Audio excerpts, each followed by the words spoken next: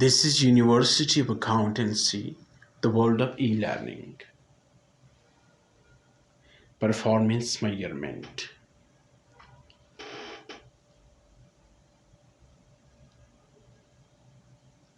Dear students, आज हम limiting factor analysis करेंगे।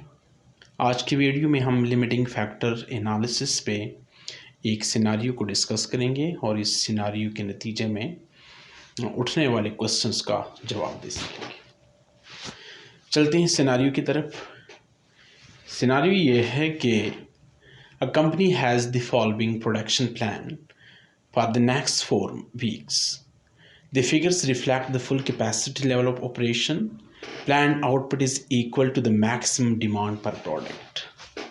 हमारे पास नेक्स्ट 4 week का ये प्लान है जिसमें हमारे पास 4 प्रोडक्ट्स बनेंगे, product A, B, product C and product D.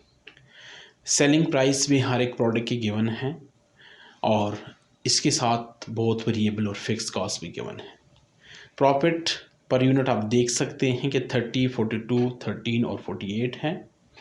Plan output ये है कि हम प्रोडक्ट ए के 300 यूनिट्स बनाएंगे, प्रोडक्ट बी के 125 यूनिट्स और प्रोडक्ट सी के 240 यूनिट्स। इसी तरह से प्रोडक्ट डी के 400 यूनिट्स। आप देख सकते हैं टेबल के बिल्कुल आखिरी रो में कि हमारे पास direct labour hours per unit कितने चाहिए। प्रोडक्ट ए के 1 यूनिट को बनाने के लिए हमें 6 हॉर्स चाहिए, बी के लिए 8 घंटे चाहिए, सी के लिए 3 और प्रोडक्ट डी के लिए हमें 2 लेबर हार्स चाहिए। Now the direct labour force is threatening to go on strike for 2 weeks out of the coming 4. This mean that only 2160 hours will be available for production rather than the usual 4320 horse.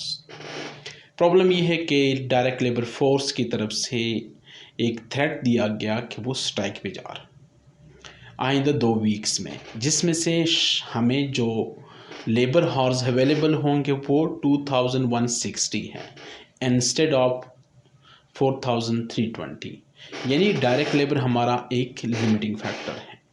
Now 4320 horse क्या है? ये दरअसल हमारे पास requires horse हैं। ये production plan जो हमने किया था इसको कंप्लीट करने के लिए हमारे पास 4302 घंटे चाहिए थे। कैसे कैलकुलेट हुए? स्क्रीन पे आप देख सकते हैं कि प्रोडक्ट ए के 300 यूनिट बनाने हैं। आप 3 को 6 से मल्टीप्लाई किया कि 1 यूनिट के 6 घंटे, तो यूँ 1800 घंटे हमें प्रोडक्ट ए में चाहिए। प्रोडक्ट बी को कंप्लीट करने के लिए 1000 यूनिट्स, प्रोडक्ट सी के लिए 720 और प्रोडक्ट डी के लिए 800 यूनिट्स। टोटल हमारे पास जो रिक्वायर्ड हॉर्स है वो 4020 है, जबकि अवेलेबल क्या है 2160। अब इसका मतलब ये कि हम प्रोडक्शन प्लान को मुकम्मल नहीं कर सकेंगे, हम चारों प्रोडक्ट के टोटल यूनिट्स को नहीं बना सकेंगे।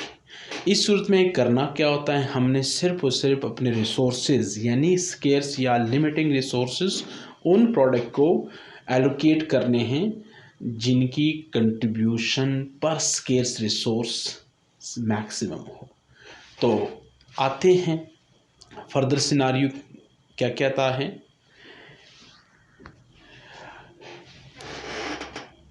सिनारियो ये कहता है कि if the strike goes ahead, which product or products should be produced if profits are to be maximized?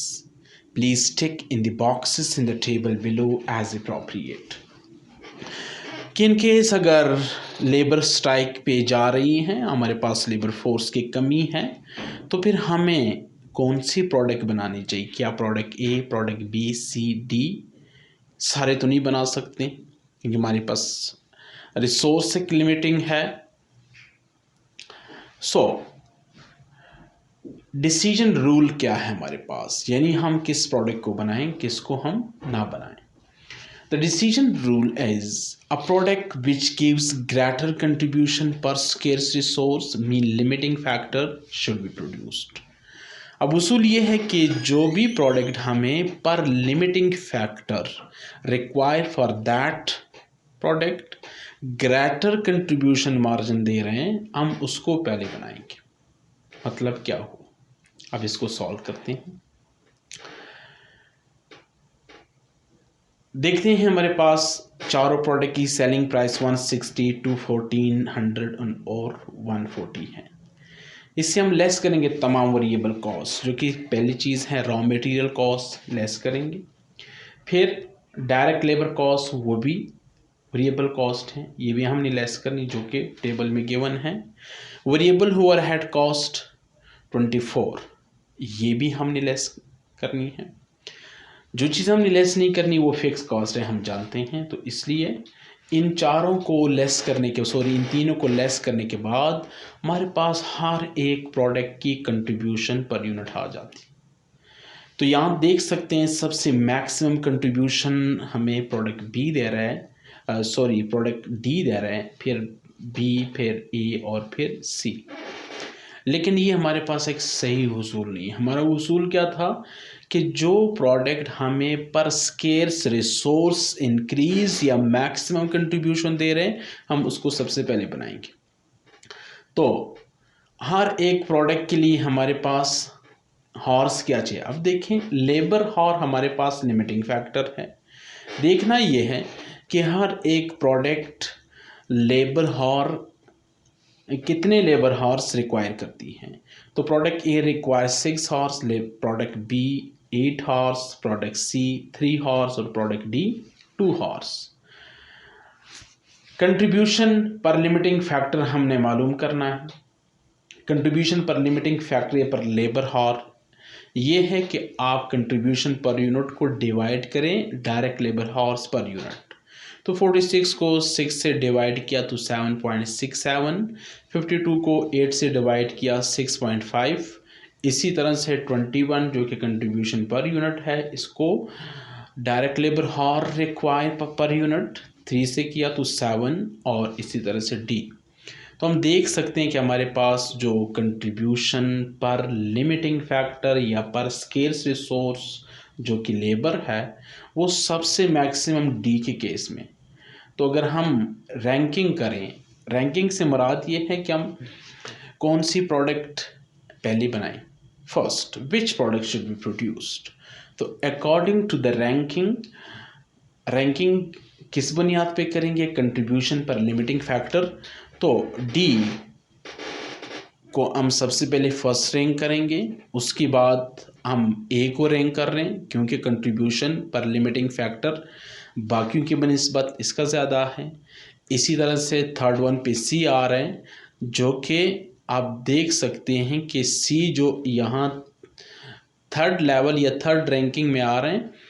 Contribution पर लेबर पर यूनिट 21 जो सबसे कम था, यहाँ पे तीसरी पोजीशन पे आ रहा है। अच्छा, और सबसे आखिर में जिसको हम रखेंगे वो है प्रोडक्ट बी, क्योंकि प्रोडक्ट बी वो यूनिट है जो कि हमारे पास सबसे ज़्यादा डायरेक्ट लेबर हॉर्स रिक्वायर करते हैं। अब हमारे पास लेबर हॉर्स कम है तो रैशनल डिसीजन और अप्रोच ये बनता है कि हम उस प्रोडक्ट को पहले बनाएं जो कि कम से कम स्केर्स रिसोर्स रिक्वायर करता है। तो स्टूडेंट्स अब प्रोडक्शन शेड्यूल की तरफ आते हैं कि हम क्या बना सकेंगे रैंकिंग के हिसाब से। टोटल हॉर्स अवेलेबल हमारे पास क्या है, 2160। 2160 में से चूंकि हमने प्रोडक्ट डी को सबसे पहले रैंक किया था अकॉर्डिंग टू कंट्रीब्यूशन पर लिमिटिंग फैक्टर, तो इसके 400 यूनिट प्रोडक्शन में थे। 400 यूनिट को 800 घंटे चाहिए। 800 घंटे क्यों, क्योंकि पर यूनिट 2 हॉर्स रिक्वायर है। तो यूँ हमारे पास 800 horse will B use by product D. Remaining हमारे पास जो है वो 1360 घंटे बच जाएंगे। अब 1360 में हमने देखना ये कि नेक्स्ट प्रोडक्ट जो हमारे पास है वो प्रोडक्ट ए है। हर जन के प्रोडक्ट ए की रिक्वायरमेंट ज़्यादा थी, लेकिन अभी हम सिर्फ और सिर्फ इसके 227 यूनिट बना सकते हैं। किस तरह से कि वो पर यूनिट 6 हॉर्स रिक्वायर करता है, रैंकिंग में ये सेकंड नंबर पे आया। तो फिर 16 या 1316 जो हमारे पास रिमेनिंग लेबर हॉर्स हैं, स्केर्स रिसोर्स हैं, इसको डिवाइड करेंगे 6 पे, तो यूँ हमारे पास 227 यूनिट्स इसके बन सकेंगे। इससे हमें ये भी वाज़ेह होता है, अगर आपको एग्ज़ामिनेशन में ये सवाल आता है कि किस प्रोडक्ट के हम कितनी यूनिट्स बना सकेंगे, तो यूँ स्टूडेंट्स हम कैलकुलेट करते हैं। अच्छा, 227 यूनिट प्रोडक्ट ए के बनाने के बाद वी लेफ्ट विद 0 हॉर्स, हमारे पास अब 0 हॉर्स हैं, तो लिहाजा हम न प्रोडक्ट बी बना सकते हैं न प्रोडक्ट सी बना सकते हैं। स्टूडेंट्स, अब आते हैं वापस सवाल की तरफ कि विच प्रोडक्ट शुड बी प्रोड्यूस। तो आप देख सकते हैं, आसानी से आप क्लिक कर सकते हैं कि only product A and D should be produced while product B and C should not be produced. तो ये दो प्रोडक्ट आप प्रोड्यूस करेंगे, बाकी दो को आप प्रोड्यूस नहीं करेंगे, as we are facing a problem of scarcity. Students, अब आते हैं एक लेक्चर के एंड पे एक असाइनमेंट आपके हवाले करते हैं। असाइनमेंट वन भी एक सिनारियो पे बेस करता है। ये भी लॉन्ग क्वेश्चन है जो आपके पेपर में आता है। आप इसको नोट करें, वीडियो को पॉज करें और स्क्रीनशॉट लें या फिर रजिस्टर पे लिखें। रजिस्टर पे लिखें तो ज़्यादा बेहतर है, आप आसानी से प्रैक्टिस कर सकेंगे। सिनारियो का दूसरा हिस्सा ये नोट करें और फिर इस सिनारियो के बेस पे क्वेश्चन जोड़ते हैं। पहला सवाल ये है कि what is the contribution per unit पर ईच प्रोडक्ट, P4 क्या है, P6 का क्या है। इसी तरह से क्वेश्चन 2 आपके सामने है, तो विच of the following answer is correct, तो कोई एक आप सिलेक्ट करें गिवन ऑप्शन में से। ये भी कैलकुलेशन के बाद ही आप कर सकते हैं। इसी तरह से क्वेश्चन नंबर 3 इसी सिनारियो का कि क्या कुछ अर्चन के ये थ्रूपुट कंट्रीब्यूशन के हैं, क्या आप इससे एक थ्रूपुट कॉस्टिंग या थ्रूपुट अकाउंटिंग की वीडियो को देख सकते हैं अगर या समझ नहीं आती।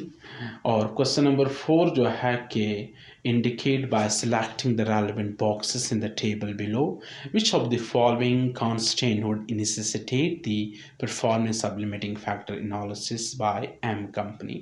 तो ये भी इन फैक्टर जो भी नेसेसिटेट कर रहा है तो उसको आप यस या नो कर दें।